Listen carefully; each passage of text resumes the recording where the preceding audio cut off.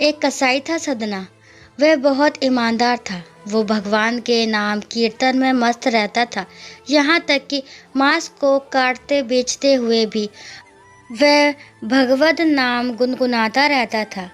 एक दिन वह अपनी ही धुन में कहीं जा रहा था कि उसके पैर से कोई पत्थर टकराया। वह रुक गया। उसने देखा एक काले रंग का गोल पत्थर से उसका पैर टकरा गया है। उसने वह पत्थर उठा लिया व जेब में रख लिया, ये सोच कर के ये मांस तोलने के काम आएगा। वापस आकर उसने वह पत्थर मांस के वजन को तोलने के काम में लगाया। कुछ ही दिनों में उसने समझ लिया कि ये पत्थर कोई साधारण नहीं है। जितना वजन उसको तोलना होता, पत्थर उतने वजन का ही हो जाता है। धीरे धीरे ये बात फैलने लगी कि सदना कसाई के पास वजन करने वाला पत्थर है। वह जितना चाहता है पत्थर उतना ही तोल देता है। किसी को 1 किलो मांस देना होता तो तराजू में उस पत्थर को एक तरफ डालने पर दूसरी ओर 1 किलो का मांस ही तुलता। अगर किसी को 2 किलो चाहिए हो तो वह पत्थर 2 किलो के बाहर जितना भारी हो जाता। इस चमत्कार के कारण उसके यहाँ लोगों की भीड़ जुटने लगी। भीड़ जुटने के साथ ही सदना की दुकान की बिक्री बढ़ गई। बात एक शुद्ध ब्राह्मण तक भी पहुंची।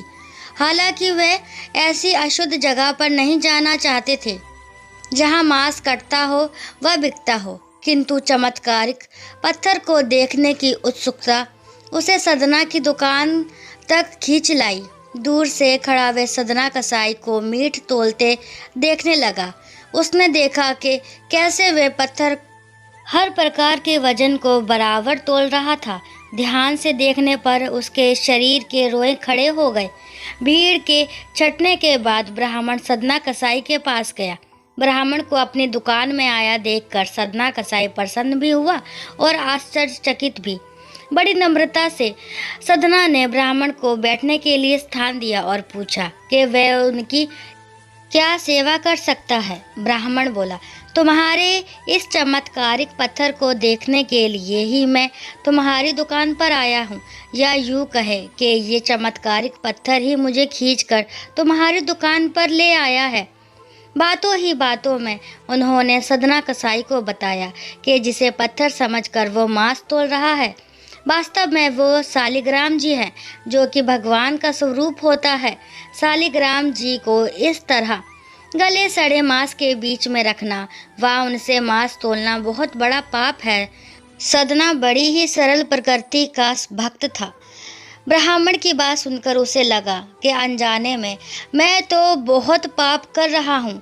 अनुनय विनय करके सदना ने वह शालिग्राम उन ब्राह्मण को दे दिया और कहा कि आप तो ब्राह्मण हैं, अतः आप ही इनकी सेवा परिचर्या करके इन्हें प्रसन्न करें। मेरे योग्य कुछ सेवा हो तो मुझे अवश्य बताएं। ब्राह्मण उस शालिग्राम शिला को बहुत सम्मान से घर ले आए। घर आकर उन्होंने श्री शालिग्राम को स्नान करवाया, पंचामृत से अभिषेक किया व पूजा अर्चना आरंभ कर दी। कुछ दिन ही बीते थे कि उन ब्राह्मण के स्वप्न में श्री शालिग्राम जी आए व कहा, हे ब्राह्मण, मैं तुम्हारी सेवाओं से प्रसन्न हूँ, किंतु तुम मुझे उसी कसाई के पास छोड़ आओ। स्वप्न में ही ब्राह्मण ने कारण पूछा तो उत्तर मिला कि तुम मेरी अर्चना पूजा करते हो, मुझे अच्छा लगता है, परंतु जो भक्त मेरे नाम का गुणगान कीर्तन करते रहते हैं उनको मैं अपने आप को भी बेच देता हूँ। सदना तुम्हारी तरह मेरा अर्चन नहीं करता है, परंतु वह हर समय मेरा नाम गुनगुनाता रहता है, जो कि मुझे अच्छा लगता है, इसलिए तो मैं उसके पास गया था। ब्राह्मण अगले दिन ही सदना कसाई के पास गया।